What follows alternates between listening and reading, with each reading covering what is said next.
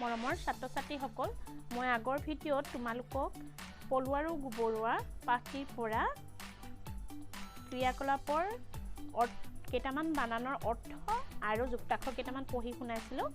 আজি মই তোমালোকক পাছৰখিনি কি প্ৰশ্ন আছে আলোচনা কৰিম, তোমালোকে চাই লোৱাচোন। এয়া মই কিতাপখনত ইয়াত বহীত লিখি দেখাইছোঁ, তোমালোকে চোৱা। মৰমৰ ছাত্ৰ-ছাত্ৰীসকল, আজি মই তোমালোকক পলু আৰু গোবৰুৱা পাঠটিৰ পৰা প্ৰশ্ন উত্তৰসমূহ এয়া মই লিখি থৈছোঁ, তোমালোকে চাই ল'বাচোন। 2 নং প্ৰশ্নটো আছে বোজা আৰু খালী ঠাই পূৰ কৰা। ইয়াত উদাহৰণটো দিয়াই আছে। এটা গৰু হ'লে আমি কি বুলি লিখিম? গৰুটো। 2টা গৰু হ'লে গৰু যোগ হাল সমান একেলগে লিখোঁ গৰু হাল, এইটো লিখা হৈ আছে। কেইবাটাও গৰু হ'লে গৰু জাক বুলি ক'ম। 4টা তামোল, 4টা তামোল, তামোল যোগ গণ্ডা সমান তামোল গণ্ডা একেলগে ক'ম তামোল গণ্ডা। 4টা মূলা, মূলা যোগ হালি একেলগে ক'ম মূলা হালি। 2খন চৰণ, চৰণ যোগ যুগল একেলগে ক'ম চৰণ যুগল। 20 খিলা পাণ, ইয়াক আমি এই বানানকেইটা ভাঙিলে কেনেকৈ ক'ম? পাণ যোগ গুচি, পাণ গুচি একেলগে। 3 নম্বৰ প্ৰশ্নটো চোৱা। সঁচানে মিছা কোৱা ক'বলৈ কৈছে। ক নম্বৰটো পলুজাকে বাৰীৰ তামোল পাণবোৰ খাই বৰ তৃপ্তি পাইছিল। পলুজাকে তামোল পাণ খোৱা নাছিল, পলুজাকে কি খাইছিল? গছৰ কোমলীয়া পাতবোৰ খাইছিল, সেইকাৰণে এইটোৰ উত্তৰ তোমালোকে মিছা বুলি লিখিবা। খ নম্বৰ প্ৰশ্নটো চোৱা। নদাই আৰু ভদায়ে গছবোৰৰ পাতবোৰ আধা খাই আধা নষ্ট কৰিছিল। উত্তৰত তোমালোকে সঁচা লিখিবা। গ নম্বৰ প্ৰশ্নটো চোৱা।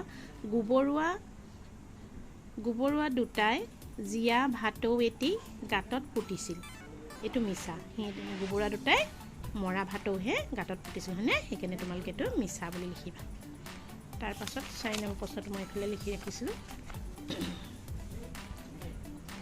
4 নম্বৰ প্ৰশ্নটো চোৱা। প্ৰথমে কোৱা তাৰ পিছত লিখা। 4 নম্বৰ ক প্ৰশ্ন। পলুজাকৰ ভিতৰত আটাইতকৈ অঘাইটং পলু দুটাৰ নাম কি? তোমালোকে উত্তৰত লিখিবা।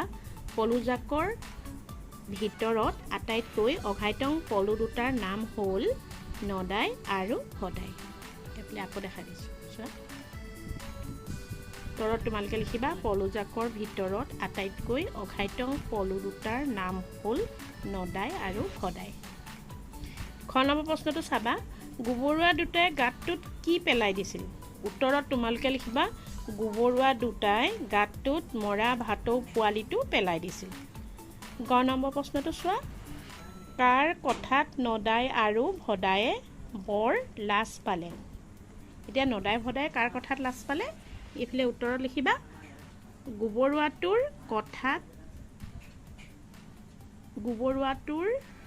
কথাত নদাই আৰু ভদায়ে বৰ লাজ পালে বুলি লিখিবা।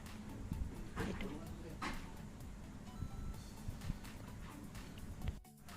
তাৰ পাছত 5 নম্বৰ প্ৰশ্নটো চোৱা। 5 নম্বৰ প্ৰশ্নটো চোৱা। পঢ়া বুজা আৰু লিখা। কটোত আছে গাঁৱলৈ গাঁৱৰ পৰা। এইটো লিখি থৈছে কিতাপত, ময়ো ঠিক একেধৰণে লিখি থৈছোঁ। এতিয়া এইটো চাই বাকীকেইটা তোমালোকে লিখিবা। ইয়াত দিছে ঘৰ, ঘৰটো তোমালোকে লিখিবা ঘৰৰ, ওপৰৰ পৰা চাই লিখি দিবা ঘৰত, আৰু ঘৰলৈ ঘৰৰ পৰা। গ নম্বৰটো আছে বাৰী, তোমালোকে ইয়াত লিখিবা বাৰীৰ, ৰ এটা লগাই দিবা। আৰু ইয়াত বাৰীত দন্তীয়া ত লগাবা, বাৰীলৈ ল তৈকাই লৈটো লগাই দিবা, আৰু বাৰীৰ পৰা। এইটো ঘ নম্বৰটো চাবা গাঁত, ইয়াত গাঁতৰ ৰটো, গাঁতত গাঁতলৈ গাঁতৰ পৰা। ঙ নম্বৰটো চাবা ওচৰটো আমি কেনেকৈ লিখিম? ওচৰৰ ৰ এটা লগাব লাগে, ওচৰত দন্তীয়া ত এটা লগাইছোঁ, ওচৰলৈ ল তৈকাই লৈটো লগাব লাগে, ওচৰৰ পৰা। এইটো নে? তাৰ পাছতে 6 নম্বৰ প্ৰশ্নটো চোৱা। 6 নম্বৰখিনি আছে কোনে কৈছিল কাক কৈছিল? ইয়াতে কথাষাৰ দি দিছে ক নম্বৰটোত। ক নম্বৰটো চোৱা, তোমাৰ লগৰীয়াজনক যে মাটিৰে পুতি পেলাইছা, এই কথাটো কোনে কাক কৈছিল ক'ব কৈছে। উত্তৰত তোমালোকে লিখিবা ভদায়ে গোবৰুৱাটোক কৈছিল। খ নম্বৰ প্ৰশ্নটো চোৱা, গেলা পচা বস্তুবোৰ অঁতৰাই চৌপাশ পৰিষ্কাৰকৈ ৰাখি আমি ভাল পাওঁ।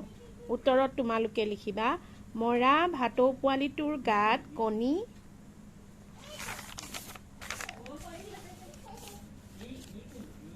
কণী পাৰি অহা গোবৰুৱাটোৱে নদাই আৰু ভদাইক কৈছিল এই কথাষাৰ। এতিয়া তোমালোকে ভিডিঅ'টো চাই প্ৰশ্নকেইটা সুন্দৰভাৱে লিখিবলৈ চেষ্টা কৰিবা।